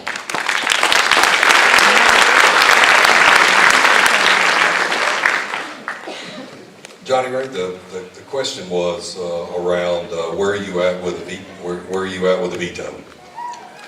Well, I was adamantly opposed to the bill in Frankfurt when they passed it, when everybody was down there. I'm looking at what it does. The bill zeroes out textbooks, professional development, teacher internship programs, Commonwealth School Improvement Fund, Leadership and Mentor Fund, Middle School Academic Center, Teacher Professional Growth Fund, Teacher Academic Program, and Writing Program. It completely cuts Child Development Scholarships, Work Study Scholarships, Teacher Scholarship Programs, Cole County Scholarship Completion Scholarships, Osteopathic Medicine Scholarships, and 6.25 cut to post-secondary education. So I'm going to have to think about it real strong. You all were there the last day and asked us to be against the bill, and we were, and it's going to be hard for me to change my mind on that.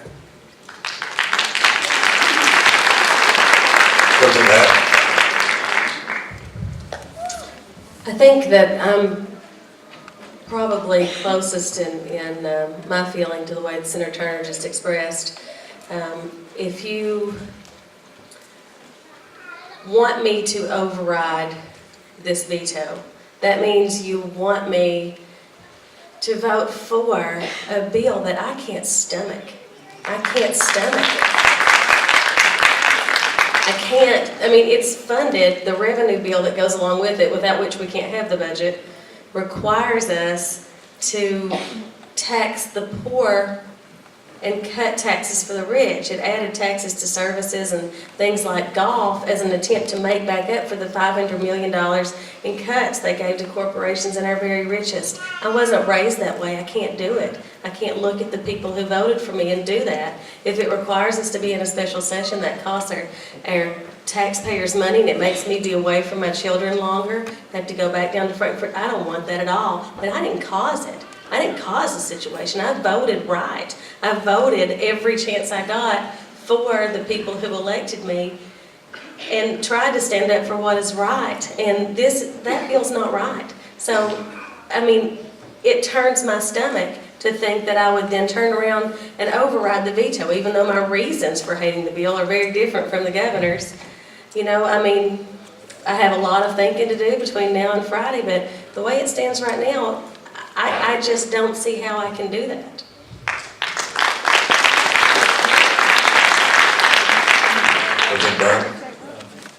Talking about two different pieces of legislation. I'm sorry. That's fine. No, I just want to say, reiterate what I said before, though. I mean, that's the slippery slope we're on, folks, right now. You're darned if you do and darned if you don't. Amen. Yeah, and it kind of puts us in the crosshairs there as far as what we do. And that's the reason I'm here representing what you all want us to do. If you want us to override the vetoes to make sure that there's a check and balance on the checkbook, we need to do that. But if you don't want to override the vetoes, then you're basically giving free rein to a governor who's proven here that he's got more influence and more interest in charter schools than public education, and that concerns me. And I'm on his side. I'm on his side of the ledger, so to speak, when it comes to being a Republican. But I'm more so than a conservative from Eastern Kentucky that wants to do what you want. So that puts me at odds with the governor that's in my party, and I hate that. I hate that conflict. But I think it just becomes a decision of which would you rather have. Control of the budget, even though you may not like the process, and I didn't like the bills either, but still, you had to have a funding mechanism there to keep this from happening. Well, it happened anyway. So my position would be, if we need to make sure we keep control of the checkbook, we need to override the veto. Even though it may not be something we want to do, I mean, as far as the bills, but we may need to in order to make sure we know what's going on and we keep inside the budget. Nope. He calls that. That's correct. Do you really think he's wants all boys? Absolutely not. He wants control. If they don't override this veto, he's got it. He's got it all. Rocky? Judge Hale? Rocky, can I ask you something? Yes, sir, I'll try to answer. Milton Cross says your only job is, since the Supreme Court has already ruled that you can't do like they did back years ago where Governor Patton went ahead and kept funding the budget for the previous 2-year bank budget. But the Supreme Court has now ruled that you can't leave town really unless you've got a budget. That's right. And that's your only job that you're supposed to do is your budget. So explain to people here, if it's not overridden and it doesn't happen, what the process at that point would be, there would have to be a special session. That's right. You will have to get a budget before July 1, is that not correct? Yes, yes, that is correct. He would have to because of the court ruling, and here I am practicing law again. Without a law degree, I feel like I ought to have one after serving 31 years.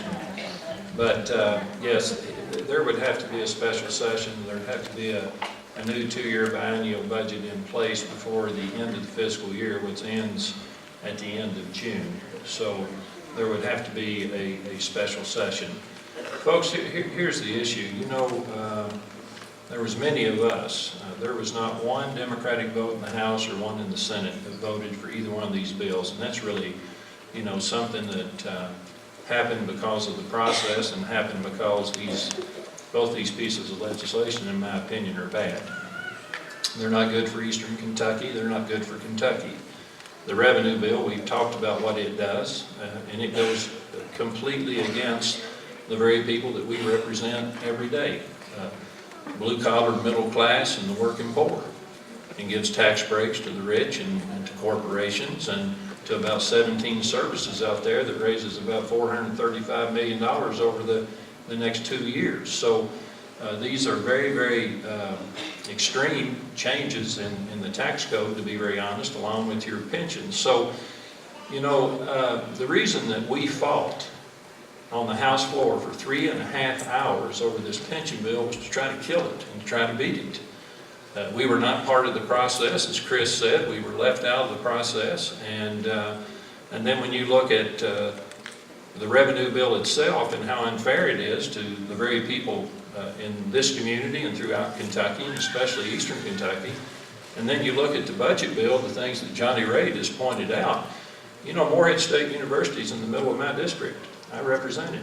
I mean, we're talking about elementary and secondary ed here, but let's talk about higher ed just a minute.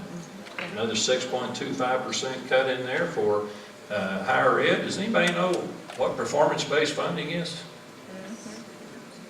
That's, you know, it's the same amount of hands that almost would go up in the General Assembly. There's 2 or 3 people that's got a kind of a brainchild that there ought to be a new way to fund public education at higher ed, and $31 million in each year of the biennium. And I'm going to tell you, Morehead State and Eastern, Morehead gets 0 of that, Eastern gets very little of it. So you know who's going to pay that higher cost of tuition, don't you? I'm looking at you. That's going to do that. So, you know, And we don't get any kind of financial aid for our kids anyway. That's right. That's right.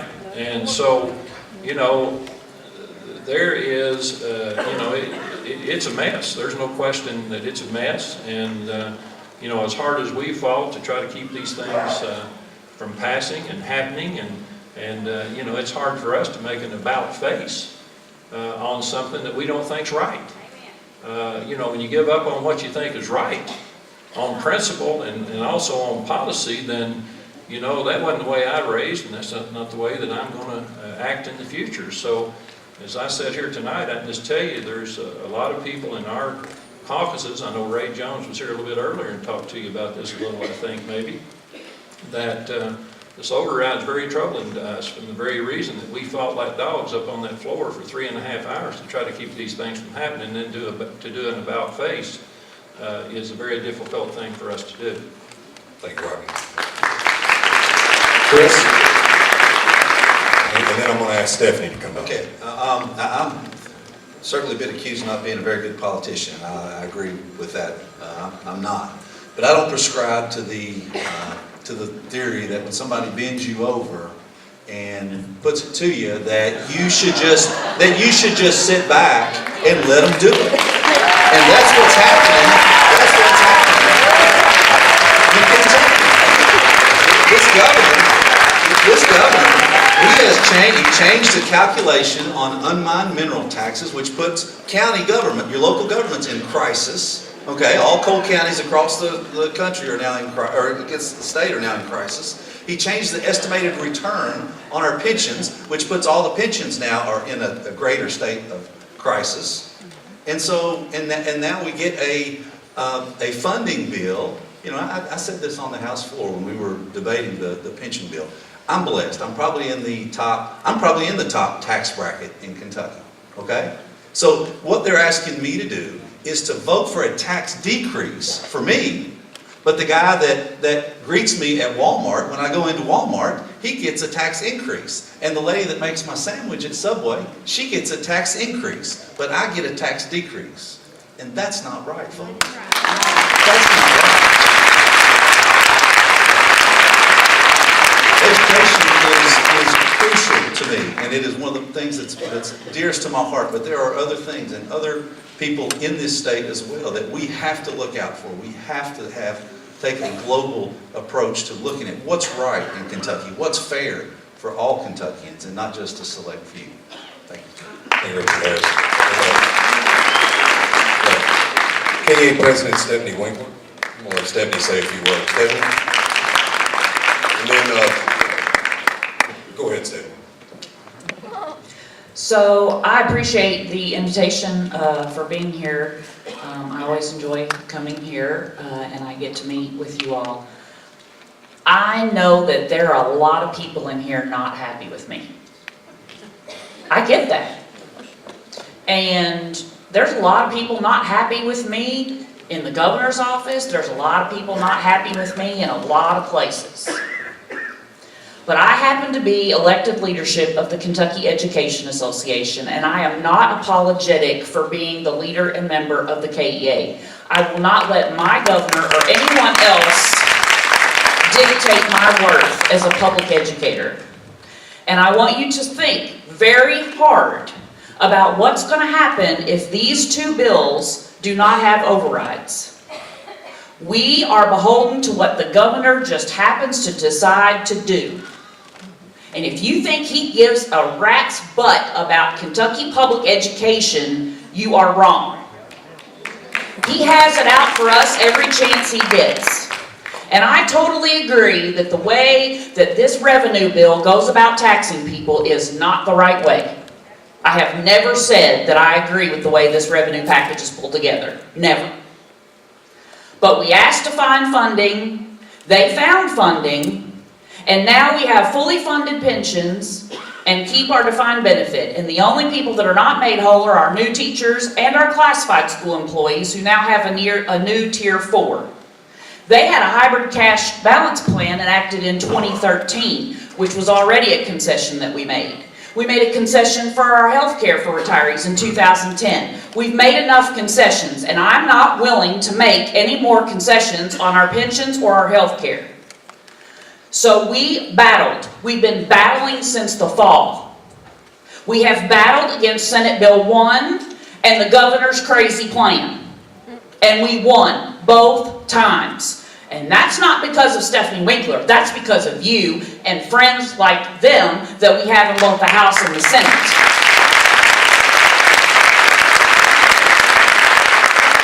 And if we are truly advocates for our children and public education, then we have to fight for public education. They have to fight for everybody because that's what they're elected to do. But people, we are public education advocates. And if we don't go to the mat for our kids and our colleagues, then what do we stand for? What do we stand for? There is nobody else fighting for our kids. Or the poor people that are bus drivers and work 4 other jobs just to pay their stinking health insurance. Nobody should have to fight for their salaries and their pensions like public employees. Without public services, there is nothing else in any community in this state that can survive and thrive. We are the heart of every community in this state.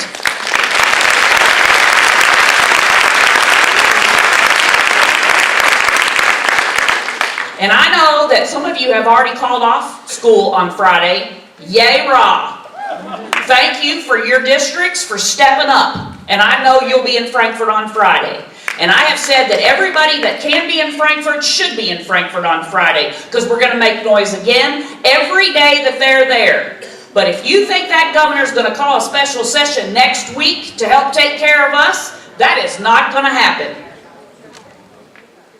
And this public education budget, the dollars in this budget, at least keep SEEK and transportation and our pensions funded, which is what we've been asking for. It's not enough for those people in our communities who are not teachers, who are going to be affected by this tax. You're exactly right, ma'am. And you know how we're going to fix that? Because in November, we're going to turn that place upside down, and we're not going to let anybody do that again. We're going to make sure we take back those stupid revenue bills in November. When the next session comes around, then we're going to make sure that they write bills that repeal all the bad things that have been done to us. But the revenue voted against the budget. And budget won't come back around for 2 years. Other counties we need to change. We are going to be in this together. I promise you. All of us are going to be united. We have never been this united as public education advocates ever. It takes every single one of us. And we protect the poor and the innocent of every community in Kentucky and in eastern Kentucky. Here. And you have representatives up here that fought for a lot of things that help specifically eastern Kentucky mountain counties. And I'm still behind those that are saying no. Yes. That's your God-given right. And I agree with you. But if we don't override the vetoes and we go out with no budget, we're done. For 2 months. No, we are done. They are not going to give us any of those public education dollars back. Look at what they've done so far. They have not been in bipartisan manner, done anything to help any Democrat be a part of a conversation. Education is not partisan, folks, and the sneakiness and the underhanded the way they pass these bills is ridiculous. And we should all be up in arms about the process that's been going on. And I also will tell you that I sent in my affidavit for the lawsuit against Senate Bill 151 today. KEA is 100% in line with Beshear and joining the lawsuit, and that should be overturned so that nobody loses a defined benefit pension ever again. We will not give up this fight. And I promise you, I will not lead you astray. If I thought I was going to take us down a road that was going to be wrong, I would resign today. But I am not going out in public education like a punk. So you can either get on this train, the teacher train that's going to roll over Frankfort in November, or step aside because I am going to be in the front car. Thank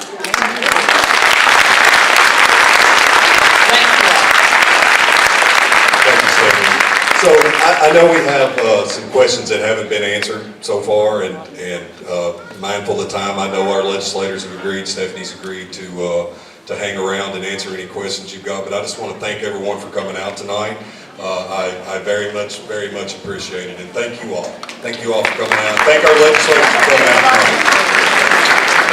Drive safe, guys.